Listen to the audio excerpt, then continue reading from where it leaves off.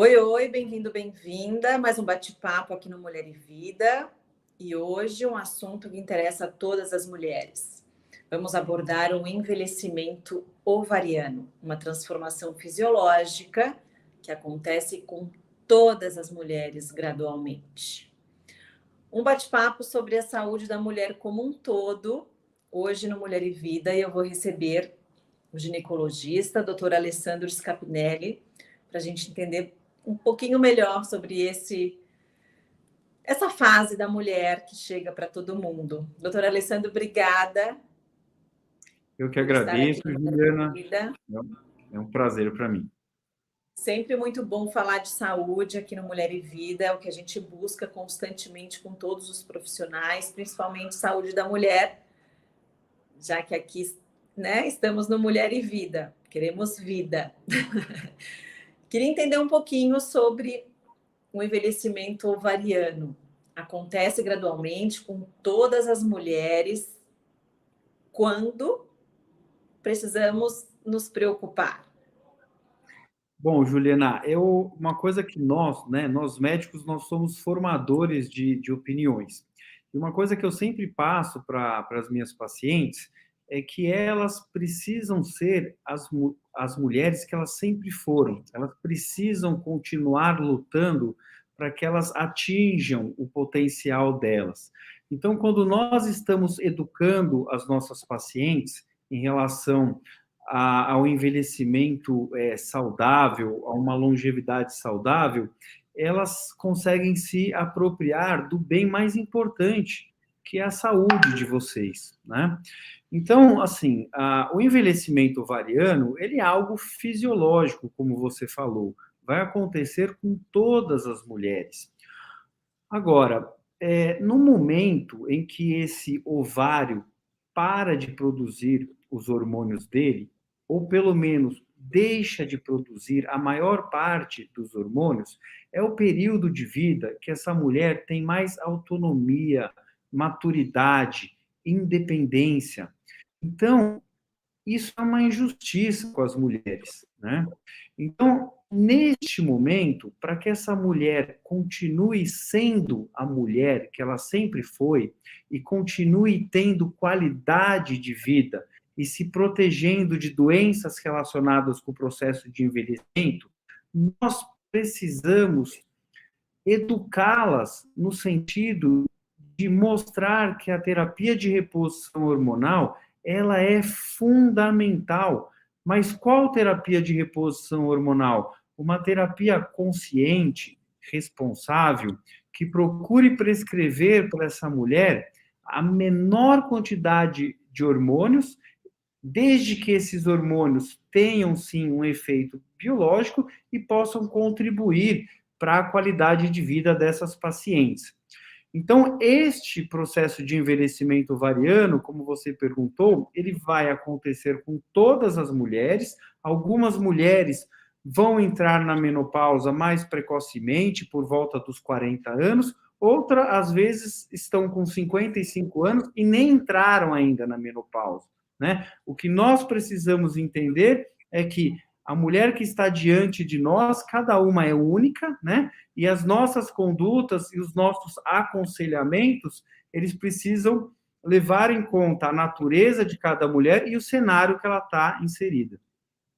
Doutor Alessandro, quando a gente fala do envelhecimento ovariano, ainda mesmo sem até saber o que exatamente isso significa, a gente sempre pensa na mulher que não consegue engravidar ou que tem algum problema para engravidar.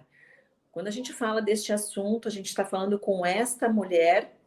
Falo isso porque hoje as mulheres estão deixando cada vez para mais tarde, né, para engravidar, investindo na carreira, tendo outras questões em primeiro lugar. E aí, quando vão pensar em ter o primeiro filho, já estão nessa luta do envelhecimento, mas chegando cada vez mais perto. Assim. Esse é um problema também?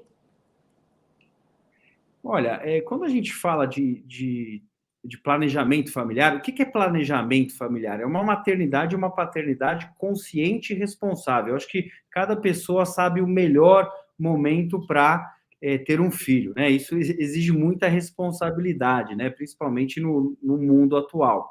Então, eu não vejo como um problema você postergar a gravidez. É a realidade. As mulheres elas estão cada vez mais inseridas no mercado de trabalho, né? São extremamente competentes e elas querem deixar para depois o momento de ser mãe. Pelo menos grande parte das mulheres. Só que essas mulheres, elas precisam saber, sim, que a qualidade dos óvulos dela é diretamente proporcional à idade dela.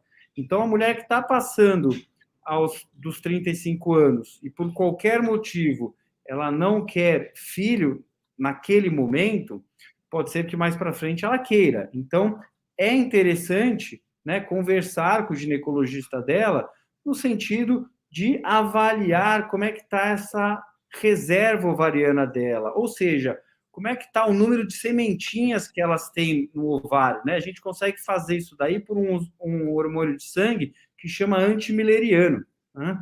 E dependendo do valor desse exame e da intenção da paciente, tem que ser colocado sim para essa paciente o congelamento de óvulos, para que futuramente ela não possa se arrepender de não conseguir engravidar, né? Eu acabei de atender um casal o casal congelou, ela congelou os óvulos, eles têm alguns embriões congelados, eles têm 38 anos e eles desejam uma gravidez lá pelos 42. Ok, cada um sabe o melhor momento para isso.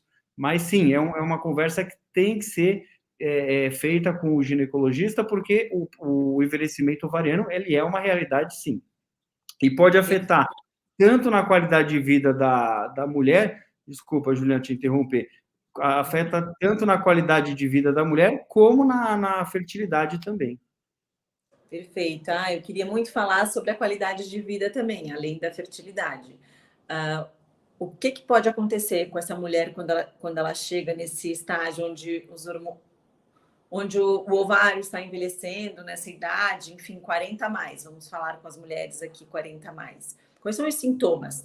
O que a gente sente e que a gente tem que procurar o médico?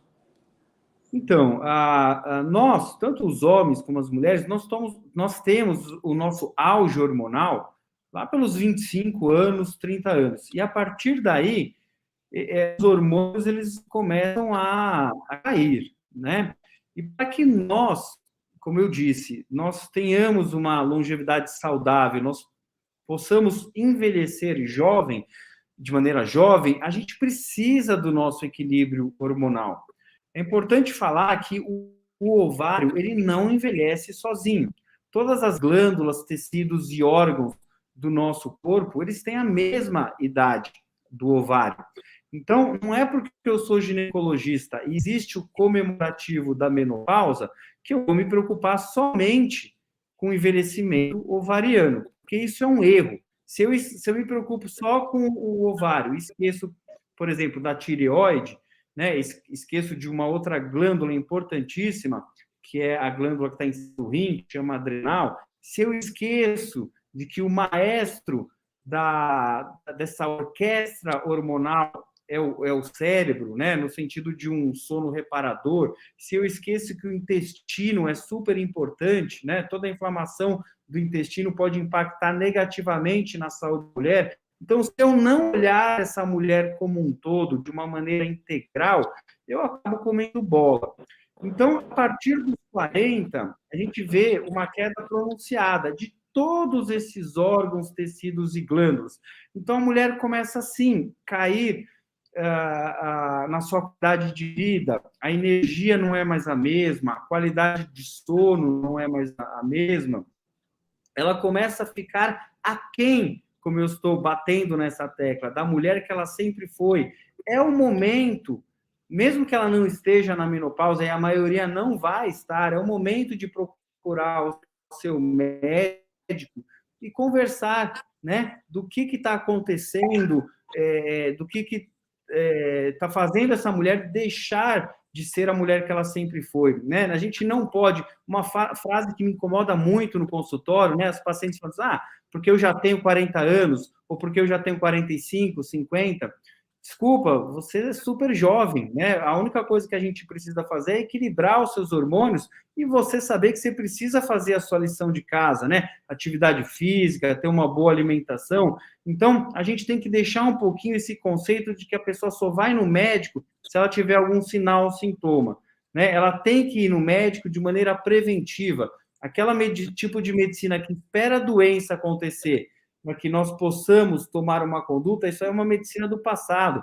A gente tem que se basear na medicina preventiva, né? E a gente, de novo, educar as nossas pacientes para que elas possam se apropriar do bem mais importante, que é a saúde delas, e mostrar para elas que o corpo fala, o médico precisa ouvir o ser humano que está na frente dele e entender o que o corpo quer passar para ele, no sentido de ajudar essa paciente, não ficar vendo o exame de laboratório, né? Que o valor de referência, esse range, é do céu ao infinito, e não necessariamente quem está no valor de referência tem saúde. Então, esse tipo de medicina precisa mudar, né? Eu, como ginecologista, eu tenho a obrigação e a missão de passar de novo. Estou sendo repetitivo nisso porque é a verdade. Passar para as minhas pacientes que elas precisam ser o que elas nasceram para ser. Elas precisam atingir o potencial delas e não ficar aquém. Perfeito. E aí, existe como rejuvenescer o ovário? Não existe como rejuvenescer o ovário, né? O ovário, ele vai envelhecer, né? Primeiramente, quando a mulher entra na menopausa, a produção do hormônio feminino, que é o estradiol, que é um hormônio fundamental para a saúde das mulheres, para. Então, o primeiro hormônio que para de ser produzido é o estradiol e a progesterona, mas esse ovário ele continua produzindo também androgênios, ele continua produzindo testosterona, que é extremamente importante para a saúde das mulheres, né? Então, assim, não tem como impedir o processo de envelhecimento ovariano, mas nós temos como repor o que essa mulher precisa para que ela possa ter qualidade de vida, né? E essa reposição sempre tem que ser a mais fisiológica possível, consciente, responsável, né? Eu falo para os pacientes, a falta de hormônio é muito ruim, mas se trabalhar com excesso de hormônio é muito pior e às vezes até catastrófico, né? Então, hoje em dia a gente vê muito conflito assim de opiniões, né? Mas sobre reposição, né? Sobre reposição hormonal. Exatamente, mas assim, é porque quando nós fazemos uma reposição hormonal, o nosso objetivo, como eu disse, prioritário é individualizar para cada paciente. Isso é muito bom, mas quando nós individualizamos, o limiar entre fazer o bem e o mal é muito tênue. Então, a gente precisa saber o que a gente está fazendo. Isso é muito importante. Perfeito. E aí, sempre voltado, né, a uma consulta médica, enfim, e aos hábitos, né? A gente gosta e sempre fala aqui dos hábitos alimentares, atividade física. E aí, eu estava lendo a respeito, né, do assunto. Cigarro é muito prejudicial, né? A mulher que ainda fuma, ela não sabe as verdadeiras consequências disso, né? Juliana, eu adorei essa sua colocação, porque o cigarro é um veneno, né? Quando a gente fala de cigarro, todo mundo pensa em câncer de pulmão, mas o cigarro é o principal fator de risco para o câncer de mama. Isso não é falado, né? Então, as pacientes, elas acham que vão ter câncer de mama porque tem esse mito, né? Isso aí tem que ser combatido também, que a reposição hormonal poderia causar o câncer de mama. Quanto mais eu estudo câncer de mama e reposição hormonal, eu vejo que uma reposição hormonal consciente e responsável, ela protege a mama. Hoje nós usamos outros tipos de hormônios, outros tipos de vias de administração, outras combinações, outros equilíbrios hormonais, então a gente consegue proteger a mama. Mas tem uma coisa que é extremamente danosa para a mama, é o cigarro, né? O cigarro é o veneno do mal, né? Aumenta muito o risco de câncer de mama, como prejudica o osso também, né? Diminui a produção de colágeno.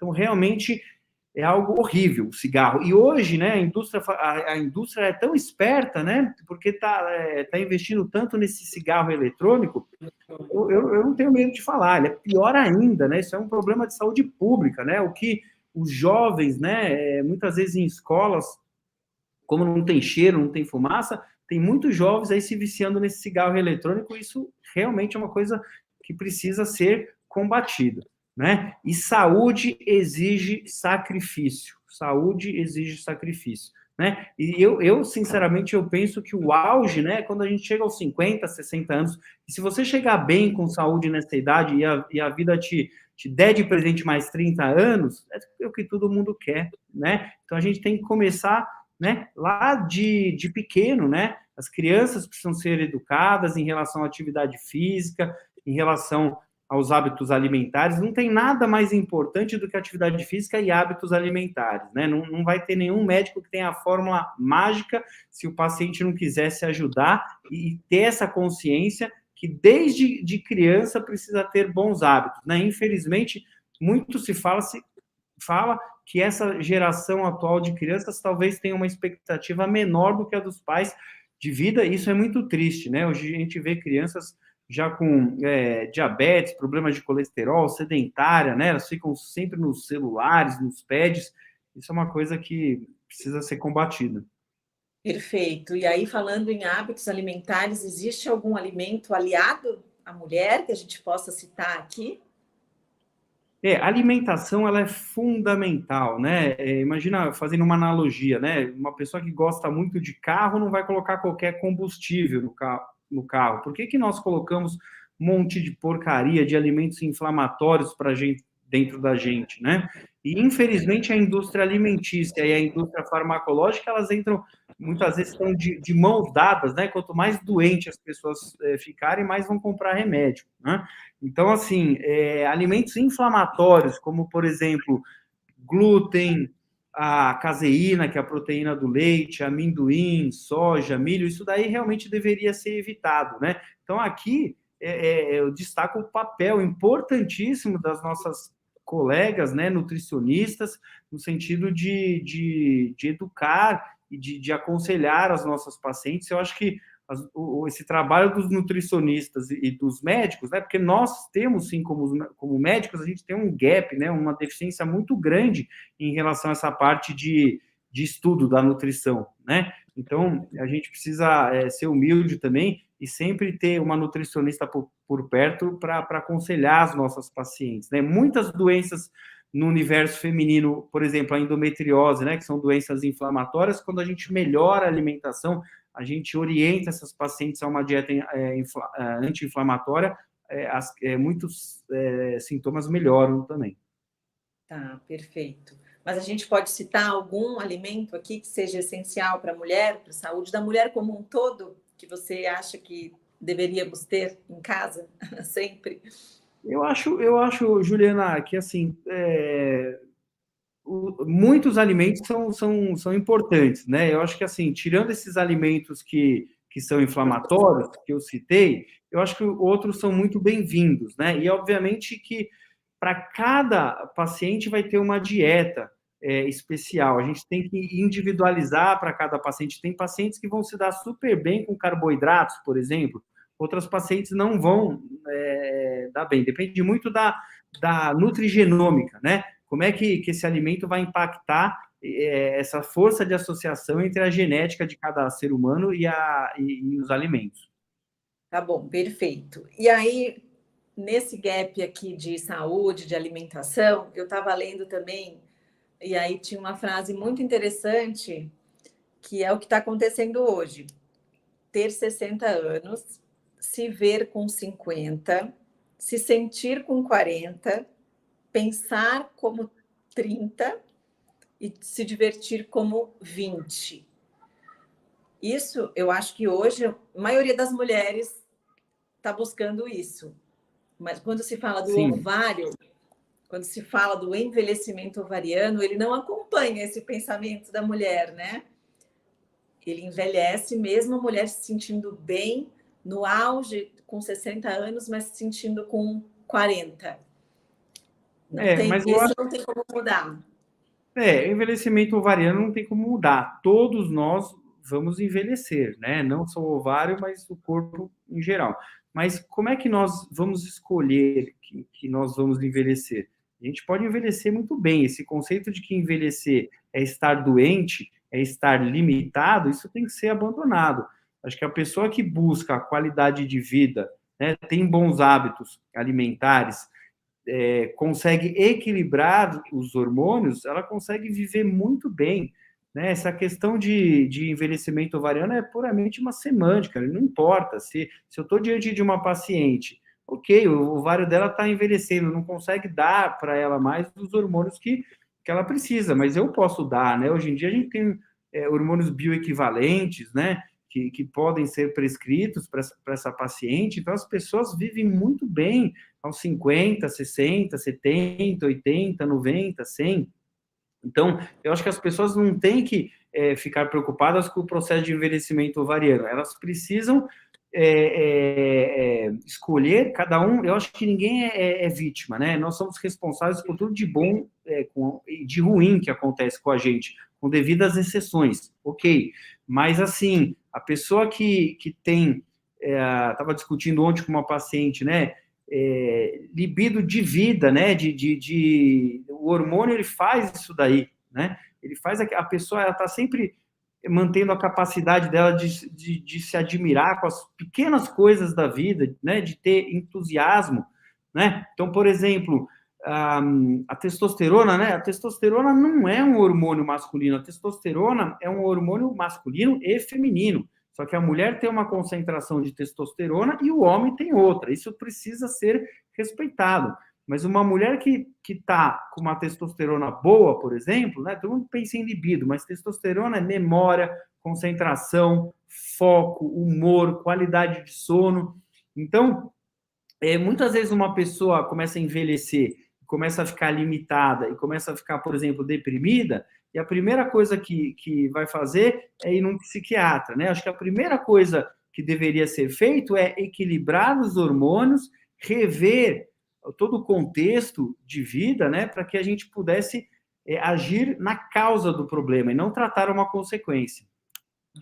Perfeito. E hoje, nos dias de hoje, com tanto estresse, com tanta ansiedade, isso tem prejudicado? As mulheres mais novas estão adquirindo hábitos piores, né? Porque já estão crescendo e vivendo com esse estresse dos dias de hoje. Isso prejudica muito a saúde da mulher? Prejudica muito, Juliana. Eu falo para as pacientes assim que a gente tem que cuidar de toda a orquestra hormonal, né? Existe uma engrenagem. Então, por exemplo, relacionamentos tóxicos, sejam eles pessoais ou profissionais, eles têm um impacto negativo muito grande, né? Então, hoje eu vejo pacientes muito jovens que vêm no consultório. Eu fico muito triste, tomando 5 antidepressivos. É uma geração que eles são muito inteligentes, né? Mas em questão de inteligência emocional, às vezes deixa a desejar. Então eu fico pensando, ontem mesmo eu atendi uma paciente 20 e poucos anos com 5 antidepressivos. Eu fico pensando assim, onde que se errou, né? Onde que foi para um outro caminho para que chegasse a esse ponto, né? Então, assim, eu acho que cada vez mais, né, a sociedade cobra, as pessoas precisam querer serem perfeitas, já decidir o futuro da vida depois que termina o colégio, ir para uma faculdade. Eu acho que realmente a gente precisa dar uma desacelerada, né? Cuidar, sim, da nossa saúde, saber que sempre lá para frente vai ter uma consequência e realmente hoje em dia a gente, na nossa prática clínica, a gente tem essa questão, sim, de ansiedade, de uso abusivo de medicações, né, de mulheres muito jovens, assim, executivas, se cobrando muito, e todo esse nível de estresse, de ansiedade, com certeza acaba influenciando muito na produção de hormônios, impactando negativamente para a saúde dessas mulheres. Acelera o envelhecimento, com Sim, certeza. com certeza acelera o envelhecimento. E aí, o que que a gente tem que fazer como mulher, quando a gente quer, sim, quer ajudar uma amiga, uma mãe, enfim, que a gente vê quais são os sintomas que a gente enxerga na mulher, que ainda não procurou o médico, tem medo. Essa palavra reposição hormonal, a gente até pode falar um pouquinho mais sobre isso, porque ainda assusta muita gente, porque tem muita informação, né? E as pessoas não sabem separar informação correta, porque hoje rede social tem especialistas em todos os sentidos, né? Quem não é especialista se diz especialista, enfim, por isso é tão importante uma conversa com um profissional. O que de fato eu queria falar aqui muda na mulher quando se tem uma reposição hormonal, quando se tem um acompanhamento médico, com um médico realmente renomado, assim. A gente falar de qualidade de vida. Assim, aquele indivíduo que deixa de ser a pessoa que sempre foi a vida inteira, que está desanimado, que não tem mais estímulo para fazer as coisas que gostava de fazer. Porque a desculpa é a idade. Ah, mas já tem 50 anos, tá certo mesmo, tem que ficar sentada, quieta. Não, isso é um Não, mito. pelo contrário, eu acho que aos 50 anos, de novo, né, a gente falando de mulher, é que a mulher tem maturidade, independência, autonomia, né, aquela pessoa que fica em casa, desculpa, nada contra, mas vendo novela, né, e deixa de se socializar, deixa de querer estar brigando do ponto de vista saudável no ambiente de trabalho, de evoluir, ela tem alguma questão, ela não está bem com os hormônios dela, né? Então, assim, existem muitos sintomas, né? O pessoal só fala de ondas de calor, por exemplo, mas a mulher que está com deficiência hormonal, ela vai ficar deprimida, ela é, vai ter a vagina mais seca, ela vai mudar a postura dela, é isso que eu estou falando, aquele libido da vida, né? De ter entusiasmo. Então, assim, se você tem uma pessoa que você gosta, uma amiga, um parente, que tá perdendo esse entusiasmo da vida, alguma coisa está errada, entende? De novo, o corpo fala, não é o exame laboratorial que vai falar, né? Então, assim, esse conceito de que a gente tem que fazer a reposição hormonal só para tratar ondas de calor ou tratar sintomas urogenitais, aquela vagina que está mais seca, isso tem que mudar, né? Uma mulher que está com os hormônios ruins, o relacionamento interpessoal dela com o parceiro vai ficar muito ruim também, né? O homem, nós homens, nós somos extremamente, do ponto de vista biológico, dependente das nossas parceiras, né? O homem depende do hormônio feminino para ficar bem, né? Isso eu vejo muito no consultório, às vezes a paciente não está bem, o marido não fica bem também, né? Do ponto de vista biológico, a mulher é totalmente dependente dos filhos, e o homem, do ponto de vista biológico, é dependente da mulher. Então, assim, o tipo de medicina que nós temos que fazer não pode ser uma medicina defensiva, uma medicina judicializada. O nosso conflito de interesse tem que ser com as nossas pacientes. Eu estou falando isso daqui por quê? Porque, como ser humano, né, vamos supor que uma paciente tenha um câncer de mama. Então, como ser humano, se acontecer alguma coisa ruim comigo, eu preciso transferir para alguém. Então, vai lá a paciente e transfere para o médico. Ah, olha, eu estou com câncer de mama porque eu comecei a fazer a reposição hormonal com você. Desculpa, você passou a sua vida inteira fumando. Você foi sedentária, né? Você não fez atividade física, você ficou cultivando inflamação a vida inteira e o câncer está relacionado com a inflamação. Muitas vezes, quando o câncer aparece com uma célula, ninguém vai fazer o diagnóstico. Ele demora 10 anos, 15 anos para aparecer. E quando eu faço essa reposição hormonal, é óbvio, uma coisa que estava escondida ia demorar 10 a 15 anos para aparecer, como quando eu dou o estrogênio, que ele é proliferativo, né, ele faz a mama crescer, as mulheres têm uma mama desenvolvida porque tem estrogênio.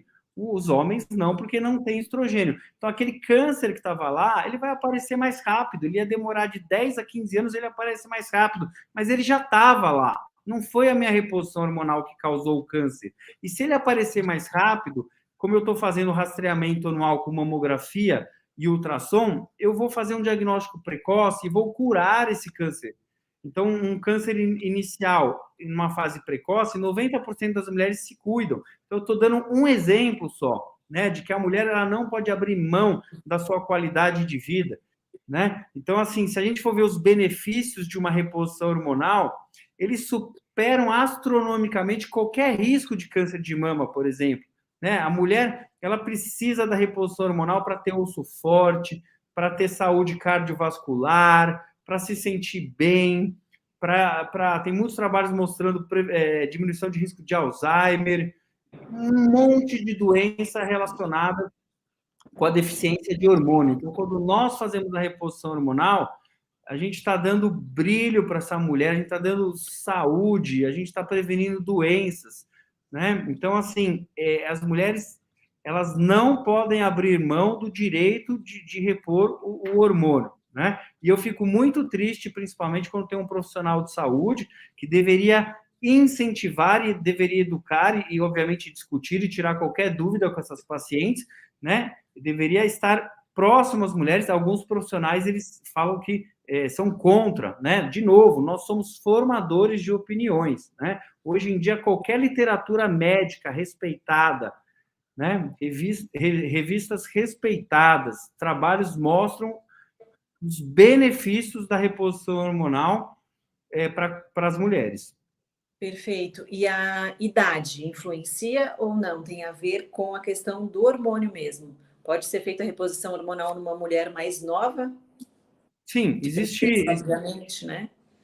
Existe sempre uma janela de oportunidade, né, para que a gente possa começar. Quanto antes, melhor para as mulheres, né? Mas a partir do momento que os hormônios começam a ficar em desequilíbrio, nós já conseguimos equilibrar esses hormônios. A gente não tem que esperar uma doença para começar a equilibrar os hormônios. Porque se eu for esperar uma doença, né, essa mulher vai perder qualidade de vida por 10, 15 anos. Então, por exemplo, se a tireoide, né, eu não tenho que esperar um hipotireoidismo, uma doença da tireoide, uma falência da tireoide, para começar a ajustar essa tireoide. Se eu for esperar ela ter um hipotireoidismo, quantos anos que ela vai perder de qualidade de vida? 10, 15 anos?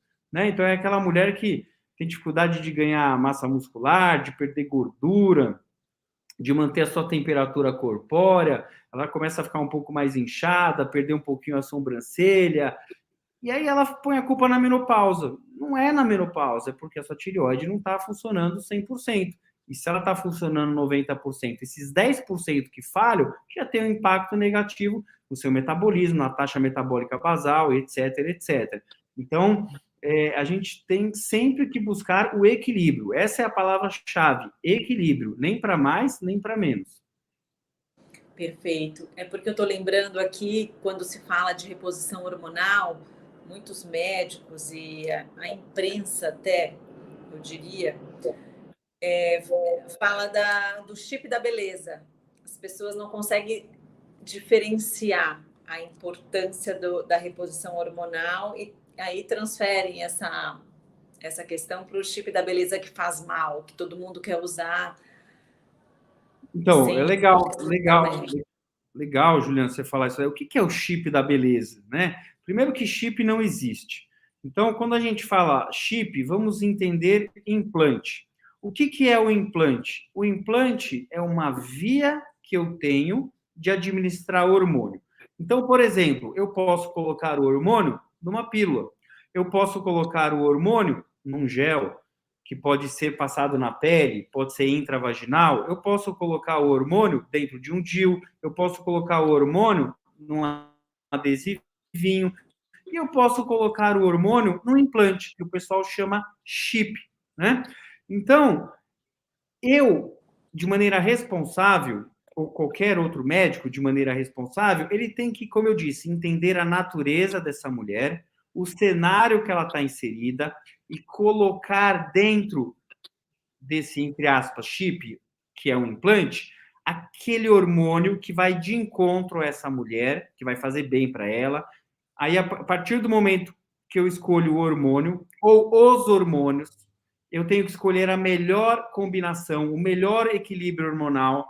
Eu preciso saber a dose, riscos, benefícios, indicações, contraindicações.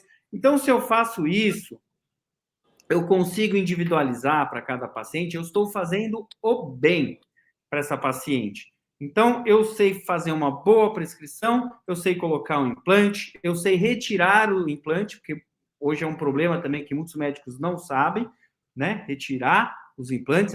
Eu comecei a desenvolver a técnica de retirada desses implantes de silicone com ultrassom. Hoje, a cada 2 meses, eu faço um curso aqui no consultório para que os médicos possam saber. Então, se você sabe tudo isso daí, você consegue fazer o bem. O médico, antes de fazer o bem, não pode fazer o mal. Então, o que é esse chip da beleza? Esse chip da beleza não existe. Eu brinco com as pacientes, o chip da beleza pode ser o chip da feiura para você também. Vai depender se mal indicado. Então, assim, esse termo, ele surgiu, quem inventou esse nome foi a Hebe Camargo, porque ela fazia a reposição hormonal com o Dr. Cimar Coutinho, que quem desenvolveu esses implantes de silicone, e ela se sentia tão bem que ela falava, eu uso o chip da beleza. E hoje, o que o pessoal faz? Nesse implante, eles colocam um hormônio que chama gestrinona, e o problema não está com a gestrinona, o problema está com o mau uso da gestrinona. Porque a gestrinona, aquela mulher, quando bem indicada, a indicação é sempre médica, mas aquela mulher que se alimenta super bem, que faz atividade física regular, como efeito colateral, vamos falar assim, ela pode melhorar a parte muscular, melhora a celulite. Então, tem muitos médicos que, de uma maneira não ética, usam essa questão para falar que a paciente vai ficar com o bumbum duro, sem celulite. Pelo amor de Deus, né? Se essa paciente for prescrito de uma maneira errada, ela pode ficar cheio de acne, pode cair o cabelo. Isso aí vai depender do ambiente hormonal de cada paciente. E a gestrinona ela precisa ser usada na menor dose possível. Então, se você sabe manusear a gestrinona, sabe fazer as melhores combinações com outros hormônios e usa de uma maneira responsável e consciente, você pode fazer o bem. Se você não sabe, você vai fazer muito mal para sua paciente. É a mesma coisa que os aviões, todo mundo começa a pilotar avião, os aviões começam a cair, mata um montão de gente e a culpa é do avião? Não, não é do avião. É da pessoa que não está preparada para pilotar esse avião. Então, infelizmente, você falou isso daí, né? O médico faz um curso de final de semana, ok? E aí se intitula PhD no assunto, né? A pessoa é muito boa de marketing, muito bom de Instagram, tem não sei quantos mil seguidores, e aí começa a usar isso aí de uma maneira errada, né? E aí é óbvio que os conselhos de medicina, que as associações, né? Imagina tudo que dá de errado, né? Vai para os médicos que estão vinculados a essas associações.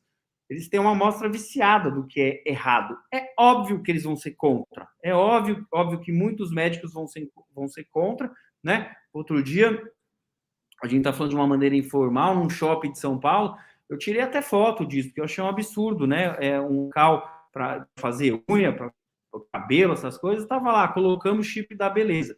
Pelo amor de Deus, né? Eu acho que isso tem que ser passado para as pacientes, porque as pacientes precisam se proteger, né? Realmente, independente se a questão é clínica, quando for questão cirúrgica, tem que procurar profissionais que realmente saibam o que estão fazendo. Perfeito, é a importância do profissional, né? Doutor Alessandro, para a gente encerrar, eu queria falar de outro ponto também importante para a saúde como um todo, que é o sono, que também estamos dormindo muito mal. A gente está dormindo muito mal e o sono é fundamental para que a gente tenha saúde. Quando eu falo sono, é uma boa higiene do sono. É ir para a cama e não ter dificuldade de dormir, pegar no sono, é não ter aquele sono picado, né, que fica acordando de noite, e é despertar espontaneamente, se sentindo com energia. Então, isso é um sono reparador. Existe uma diferença muito grande quando eu fecho os meus olhos, né? Quando eu falo dormir, eu preciso fechar os meus olhos e o meu cérebro precisa desligar também. Se eu fecho os meus olhos e o cérebro não desliga, é como se eu tivesse desligado o motor do carro e a lanterna está acesa, tem uma hora que vai arriar a bateria. Então, a gente tem que ter aquela curva daquele hormônio que se chama melatonina. Esse hormônio ele precisa fazer uma curva à noite para que a gente possa ter uma boa higiene do sono e a partir daí a gente tem um equilíbrio neuroendócrino e imunológico. A melatonina começa a produzir às 22 horas e termina, o pico dela é entre 1 hora da manhã e 4 horas da manhã e termina a produção de 5 horas, essa curva que começa a ser produzida às 22 horas e termina às 5, ela é fundamental para a nossa saúde. A pessoa que vai dormir muito tarde, ela não faz essa curva é achatada, e ela começa a piorar a saúde dela. Então, nós, como seres humanos, nós somos seres diurnos, nós precisamos estar acordados de dia e dormir à noite, né? E outra praga também é o celular, né? A pessoa que fica na TV ou no celular à noite, os neurônios ficam a mil. Depois ela não vai conseguir ter um sono reparador, né? Uma boa higiene do sono. A luz à noite é um veneno para o nosso cérebro. Então, assim, o sono ele é fundamental. As pessoas não estão dando a devida importância para a qualidade de sono. E, infelizmente, hoje tá na moda, né? Do mesmo jeito que tá a moda do Ozempic, tá a moda do Stilnox ou do Pats à noite, né? 75% da população do Brasil tá tomando indutor de sono para dormir. Indutor de sono e outros remédios para dormir pode até desligar os olhos, mas o cérebro não desliga. Então, assim, a pessoa acorda cansada, ela não tem aquele sono reparador. E, de novo, nós não queremos mais chegar aos 50 anos e 60 anos e morrer. A gente quer viver muito bem aos 60, 70, 80, 90, 100. Né? Hoje em dia é possível, sim. E o maestro da nossa orquestra é o cérebro e é a qualidade de sono. Então, isso é uma coisa extremamente importante. Né? Imagina aquele profissional que não fala da qualidade do sono com os pacientes dele e não fala da saúde intestinal, né? E esquece de tudo isso daí. E aí quer consertar tudo colocando cada vez mais hormônio dentro do implante, né? O paciente não tem energia porque não dorme direito, porque tem muita inflamação no intestino, porque não tem o cortisol adequado, mas fica cada vez mais colocando testosterona, gestrinona e etc, etc, etc no implante. É óbvio que não vai dar certo, é óbvio que vai aumentar riscos, vai ter efeitos colaterais, então isso tem que ser colocado para os pacientes. Perfeito. Doutor Alessandro, muito obrigada por tanta informação. O Instagram do doutor Alessandro está aqui. Qualquer dúvida, é só entrar em contato, ele responde com certeza. O papel aqui do Mulher e Vida é essa ponte com um profissional, né, renomado para o assunto. Muito bom. Muito obrigada por tanta informação. Eu que agradeço, Juliana. É um prazer estar aqui e poder contribuir com vocês e com todo mundo que está nos assistindo. Obrigada, obrigada a todos vocês.